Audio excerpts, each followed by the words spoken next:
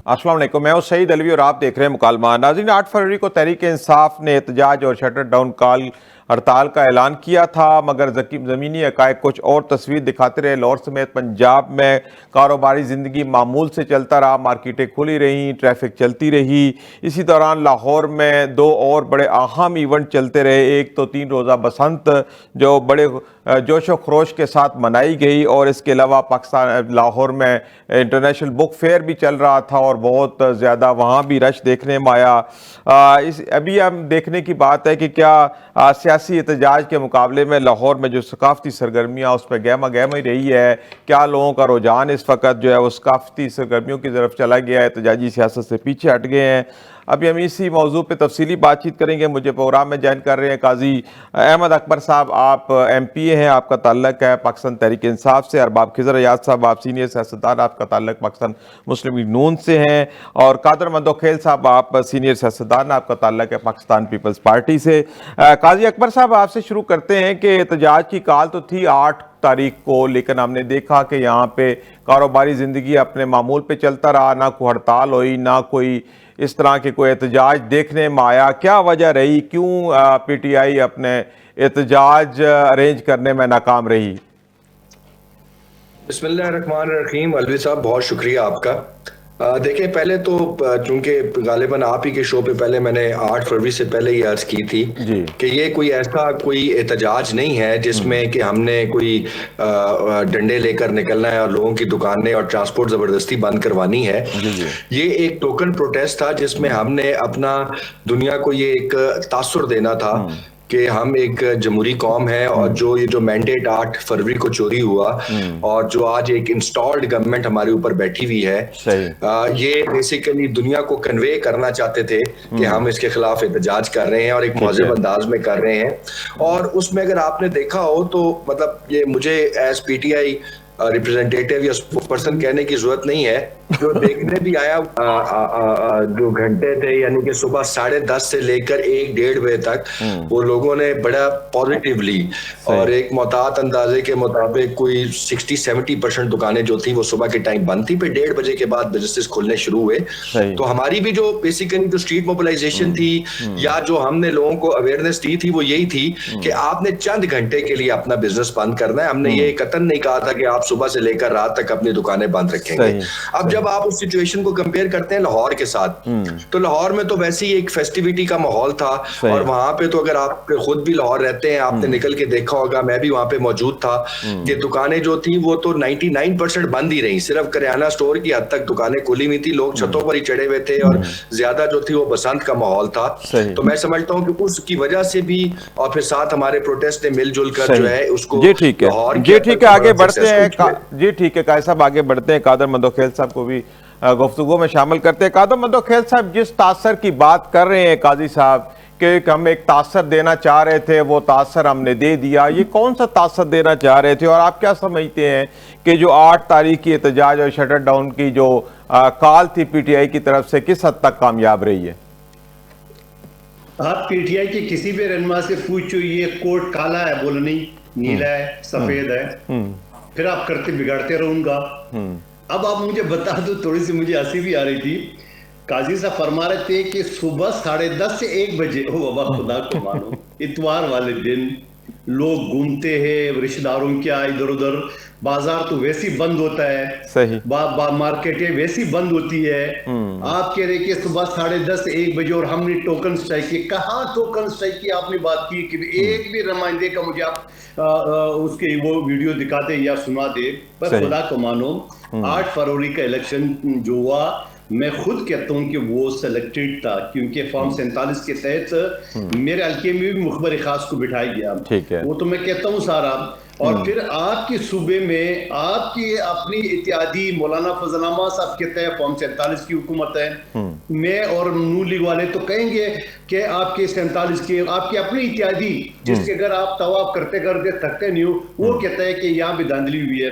तो मैं ये समझ रहा हूँ, चलो ठीक है, और अच्छा हुआ कि इतवार वाले दिन निकल आया, कि और दिन निकल आता तो उनके लिए बड़ा आज़ाद मुश्किल होता। जहां वजीर आला खैबर पख्तूनख्वा कराची आया, हमारे हुजरा ने उसका इस्तकबाल किया, अजरक टोपी उसको पहना है, इज्जत से उसको लेके आया, प्रोटोकॉल से 2 दिन तक 4 करोड़ वाली शेयर कराची में, 1 करोड़ वाली शेयर हैदराबाद में और 25 करोड़ का दावा करने वाली पीटीआई का वजीर आला सड़कों पे भटकता रहा 30-40 गाड़ियों के साथ। पब्लिक कहाँ थी ये आप अपने रिपोर्टर से पूछे।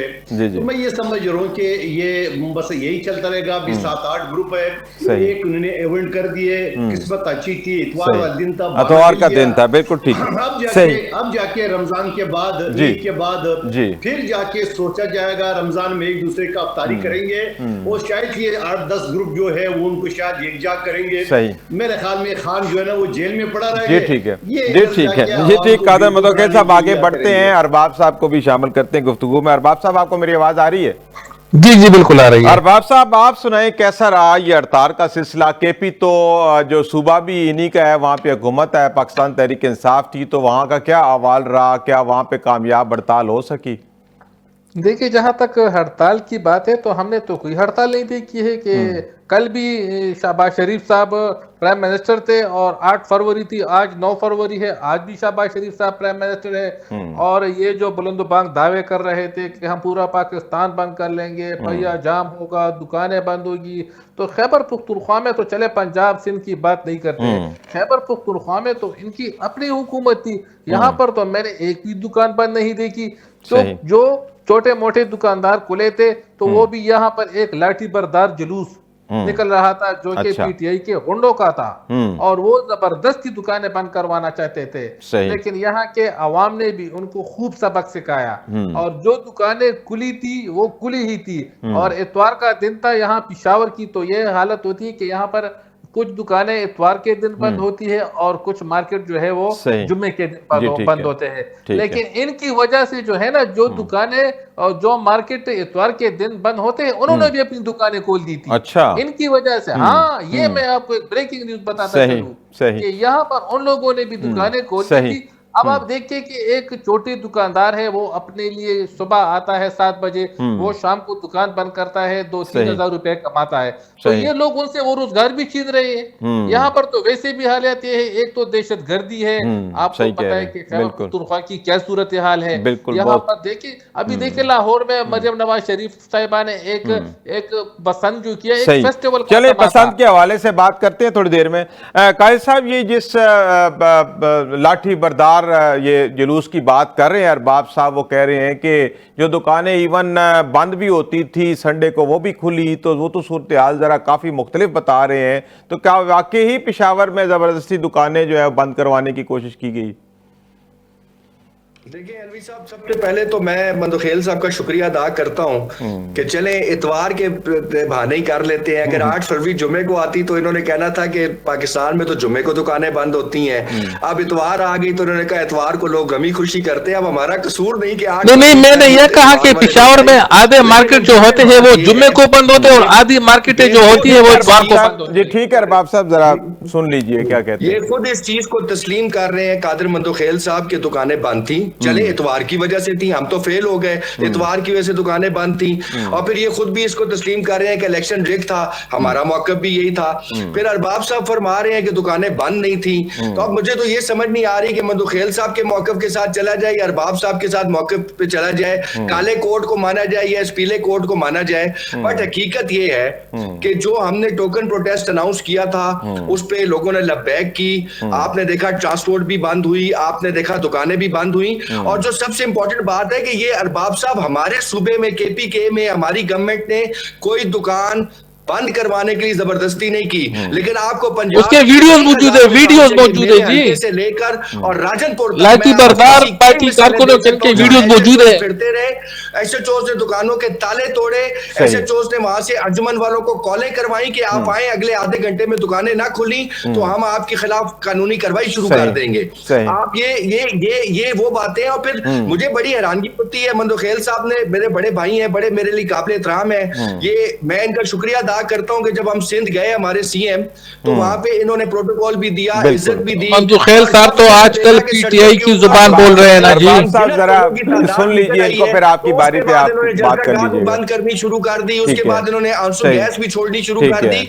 उसके बावजूद तारीख गवाह है, मैं नहीं कहता, मीडिया नहीं, मीडिया इस चीज का गवाह है कि हजारों के हिसाब से लोग आए और उस जलसे को उन्होंने कामयाब किया। जहां जहां सीएम की जो 40 गाड़ियां कह रहे हैं, मैं कहता हूं सीएम की 4 गाड़ियां थी, बाकी जितनी गाड़ियां निकली, जितने मोटर बाइक निकले, जितने लोग निकले, वो बेसिकली सिंध की उस हुकूमत के खिलाफ निकले। उन्होंने उस दिन वो रिफरेंडम दिया कि हम तंग पड़ चुके हैं सिंध की इस हुकूमत से, हमें अब तब्दीली चाहिए और हमें एक जेन्युइन मैंडेट वाली हुकूमत चाहिए। वो जेन्युइन मैंडेट जो कि 8 फरवरी को 2024 को लोगों ने पाकिस्तान तहरीक इंसाफ ठीक है, चलते हैं कादर मंदोखेल साहब। कादर मंदोखेल साहब, एक तो ये अरबाब साहब कह रहे हैं कि वीडियोस मौजूद हैं कि जबरदस्ती दुकानें जो है वो खुलवाई गई, ये भी आप देखें कि ये क्या सूरत हाल है, बंद कराई गई, सॉरी। और फिर दूसरा इन्होंने ये भी चार्जशीट किया है काजी साहब ने कि कराची में भी जो हमारा सीएम गया तो वहाँ पे जो एहतजाजन बहुत ज़्यादा लोग हों उनके साथ आए और उन्होंने ये कहा कि सिंध की हुकूमत से हम तंग हैं।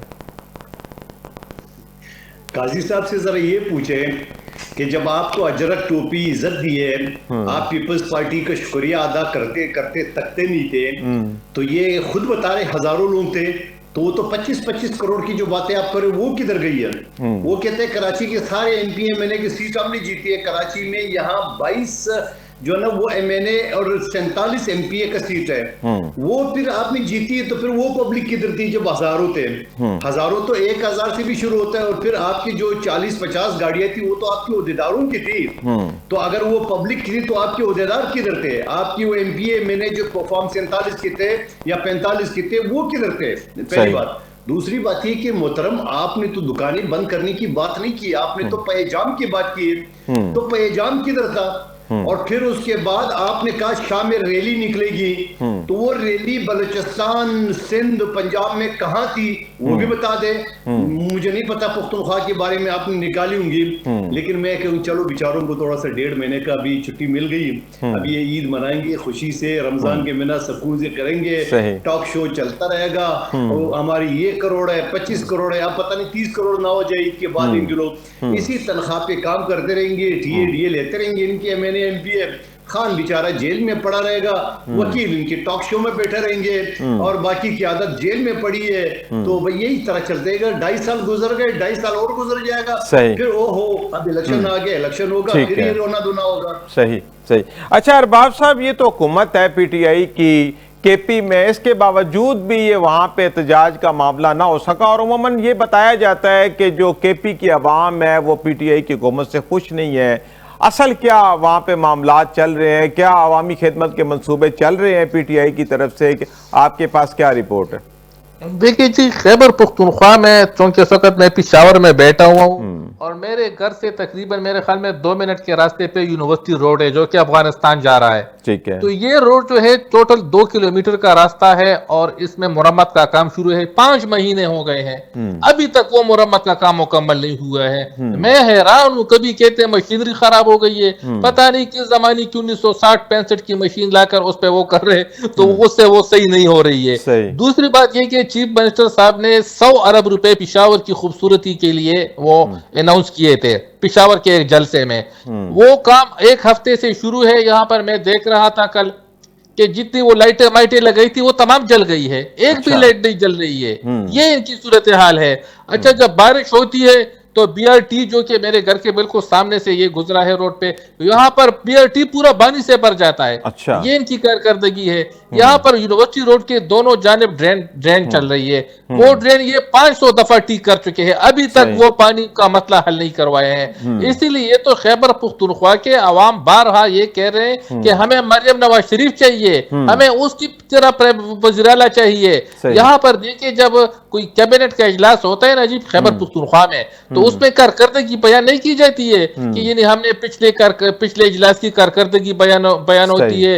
यहाँ पर जब इजलास इनका होता है तो उसमें ये होता है कि हम धरना कब देंगे, हम जुलूस कब निकालेंगे, हम जलसा कब करेंगे। यही वजह है कि इनको अभी जो जबरी इलेक्शन हुआ था हरिपुर का, इनको अपनी ये निशस्त से हाथ धोना पड़ा। ये इनकी कारकर्दगी है। अब मैं इनके बारे में तो देखे, अभी आपको इस्तान जो कि एक जिला है, वहां पर 40 अरब रुपए की करप्शन साबित हुई है। 40 कोहिस्तान स्कैंडल चला है। बिल्कुल ठीक है, चलते हैं काजी साहब से पूछते हैं। काजी साहब, ये शिकायतें तो पब्लिक को हैं, यहाँ पे जो भी हम किसी को भी इंटरव्यू करते हैं केपी के हवाले से तो यही कहते हैं कि जो केपी की आवाम है वो अपनी हुकूमत से तंग है, और आपके वज़ीर आला के बारे में कहा जाता है कि उनकी सिर्फ 1 पॉइंट एजेंडा है कि खान की रिहाई दिलानी है। तो आवाम किधर जाए? तो ये आवाम का पुरसान हाल क्यों नहीं बन रही पीटीआई की, जो बार बार वहाँ पे हुकूमत में आ रही है? अलवी साहब, जो बात आपने की, अगर मैं इसको दुरुस्त मान लूं तो मैं आपके सामने चंद फैक्ट्स एंड फिगर्स रखता हूं। अगर मैं गलत हूं तो प्लीज उनको चैलेंज जरूर करिएगा। जी, मैं नहीं कहता, इंटरनेशनल एजेंसी कहती है कि 12% लोगों ने सेहत कार्ड इस्तेमाल किया है केपी के में, यानी कि 4 करोड़ की आबादी के सूबे में 48 उसमें भी अरबों रुपए की करप्शन हुई है। इस्तेफादा अरबाब साहब आते हैं आपकी तरफ। मैं नहीं कहता, ये आईएमएफ कहती है कि जो 3.89% की हाईएस्ट जीडीपी ग्रोथ जो है वो सूबा खैबर पख्तूनख्वा ने दी है। ठीक है, मैं नहीं कहता, ये वर्ल्ड बैंक कहता है कि ये वाहिद सूबा है जिसने अपने डेवलपमेंट बजट का 47% सोशल सेक्टर के ऊपर लगाया है, जबकि इसके बरक्स और 2 किलोमीटर की रोड इनसे सही नहीं हो रही है। अरबाब साहब प्लीज जरा सुन लीजिए। कमीशन मिलती है जहां से पैसे मिलते हैं। सही, मैं नहीं कहता, लोग ये पूरा सूबा कहता है कि 124 कॉलेज जो है वो हमारी हुकूमत ने बनाए। मैं अरबाब साहब के सामने ये सवाल रखता हूं कि क्या वजह है कि वो कौम, वो पठान, वो गैरतमंद लोग जिन्होंने 1947 से लेकर आज तक कभी किसी जमात को दूसरी बार मौका नहीं दिया, और वो पीटीआई को संसद तीसरी बार मौका दे रहे हैं। पीटीआई को तीसरी मरतबा हम पे मुसल्लत किया गया है। ये तो जनरल फेस की बाकी थी, उस वजह से 2024 के इलेक्शन में आपको सुन लीजिए, फिर आते हैं आपकी तरफ। आपने हेल्थ मॉनिटरिंग यूनिट पंजाब की मैं बात कर रहा हूं, उन्होंने सर्वे कंडक्ट करवाया, 57% ने, मैं फिर ऑन रिकॉर्ड कह रहा हूं, 57% लोगों ने कहा कि हम सेटिस्फाइड नहीं है मेडिकल फैसिलिटीज से। आपके हेल्थ मॉनिटरिंग यूनिट पंजाब ने खुद सर्वे करवाया, 52% ने कहा कि हमें अस्पताल से दवाई नहीं मिलती। मैं आपको आज से 2 दिन पहले अपने हल्के की बताता हूं कि टीएचक्यू में एंटी रेबीज डॉग का जो पौला कुत्ता या पागल कुत्ता किसी को काट ले तो उसकी वैक्सीन तक अवेलेबल नहीं है। फिर उन मरीजों को होली फैमिली पिंडी भेजा गया, वहां पे वैक्सीन अवेलेबल नहीं थी, फिर उन्होंने प्राइवेट हॉस्पिटल से वैक्सीन खरीदी। आप वो बात शख्स करें जो खुद कुछ परफॉर्म कर रहा हो। आपकी पूरी गवर्नमेंट पंजाब की इस टाइम सिर्फ टिकटॉक के ऊपर चल रही है। वजीर आला से लेकर तमाम उदरात तक कुछ छतों पे चढ़े हुए हैं और बसंत मना रहे हैं। बसंत मनाना तो खैर अच्छी बात है कादिर साहब, बड़ी मुश्किल से खुशियों के मौके आए हैं। कादर मदोखेल साहब, 2 चीजें बड़ी उन्होंने बयान की है कादिर साहब ने शब्दों मत से, कि हेल्थ कार्ड जो है हमारा बड़ा जबरदस्त प्रोजेक्ट है, और फिर हाईएस्ट जीडीपी ग्रोथ की भी बात की है। तो आप क्या समझते हैं कि वाकई केपी हुकूमत जो है इस वक्त अवामी खिदमत में पेश है, जो अवामी शिकायत आ रही हैं वो दुरुस्त है? देखिए, काजी साहब को थोड़ा सा स्टडी करने की जरूरत है।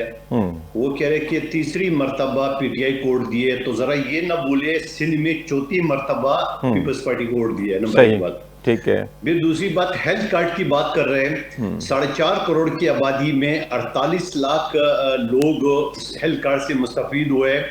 तो क्या ये 48 लोगों के लिए आप एक अस्पताल नहीं बना सके? जैसे सिंध ने जो ना वो इंटरनेशनल लेवल के अस्पताल बनाए, चाहे दिल के हो, ट्रामा सेंटर हो, किडनी सेंटर हो, पूरा दुनिया, पूरा पाकिस्तान, क्या पूरे एशिया में से बेहतरीन अस्पताल।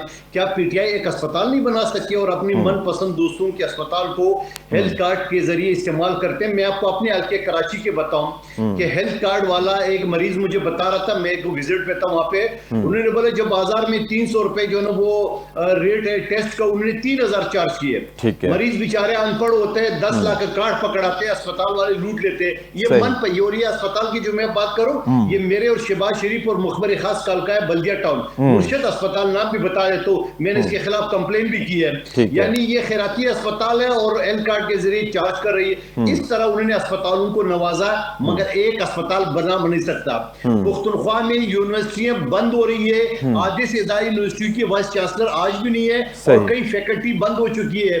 आप मुझे बताओ कि आपको पुख्तनख्वा में अगर इतनी दूध की नहरें बह रही है, तो पुख्तनख्वा के आवाम कराची क्यों आते? रोजगार के लिए, तालीम के लिए, सेहत के लिए, ये बताए मुझे।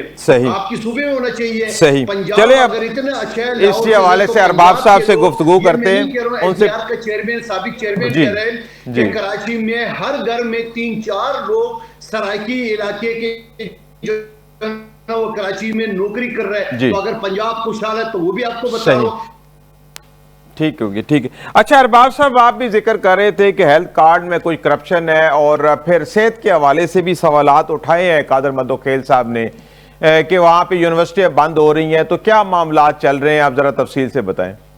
देखिए, यहाँ पर खैबर पुख्तूनख्वा के जो 3 बड़े हॉस्पिटल्स हैं और बतौर जो खैबर पुख्तूनख्वा के एक मुशीर इतलात है कि ये हमने बनाए हैं, जो कि इनके वालिद साहब की पैदाइश से भी पहले बन चुके थे।